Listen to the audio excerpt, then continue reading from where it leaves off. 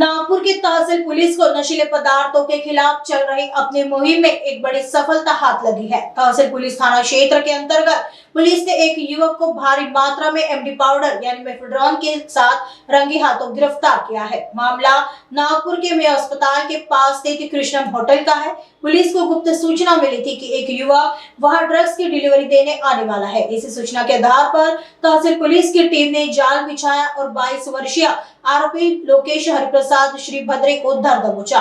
तलाशी लेने पर आरोपी के पास से 9.71 ग्राम एमडी पाउडर बरामद हुआ है, जिसकी अंतरराष्ट्रीय बाजार में कीमत करीब 97,100 रुपए बताई जा रही है। पुलिस ने ड्रग्स के साथ साथ आरोपी का मोबाइल फोन भी जब्त कर लिया है। ऐसा कुल 1,07,000 रुपए का माल जब्त कर लिया है। आगे की जांच तहसील पुलिस कर रही है।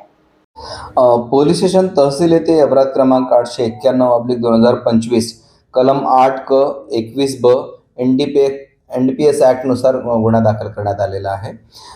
पोलीस स्टेशन तहसील डीबी पथकाचे पीएसआय रसूल शेख हे काल रात्री पोलीस स्टेशनला हजर असताना त्यांना गुप्त बातमीदार मार्फत माहिती मिळाली की मेयो हॉस्पिटल समोर जे कृष्णम हॉटेल आहे त्या हॉटेलजवळ आरोपी नामे लोकेश हरिप्रसाद श्रीभद्रे वय 22 वर्षीय राहणार सोमवारी क्वार्टर नंबर 93 दीपक मेश्राम यांच्या घरी किरायाने पोलीस ठाणे सक्करदरा हा इसम एमडी ची डिलिव्हरी देण्याकरिता येणार आहे अशी त्यांना खात्रीशीर माहिती मिळाली होती। एनडीपीएस ऍक्टच्या तरतुदीनुसार सदर अधिकाऱ्याने स्टाफसह सदर आरोपीला पकडले आणि त्याच्याकडून झडती घेतली असता त्याच्याकडे एकूण 9.71 ग्राम एमडी पावडर मेफेड्रोन पावडर जप्त करण्यात आलेले आहे। त्याची किंमत एकूण 97,100 रुपये।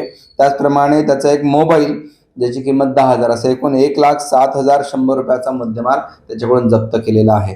सदर आरोपी हा एमडीची तस्करी करत आहे अशी खात्रीशीर माहिती मिळाल्याने आपण ती कारवाई केलेली आहे। तो कोणाला डिलिव्हरी देण्याकरता आला होता त्याचप्रमाणे त्यांनी ते एमडी पावडर कोणाकडून मिळवले होते किंवा त्याला कोण दिले होते याबाबत आज आम्ही पीएसआय रसूल शेख यांनी सदर आरोपीला कोर्टामध्ये हजर करून 2 दिवसाचा पीसीआर मिळवलेला आहे आणि याबाबत आम्ही पुढील तपास करीत आहोत।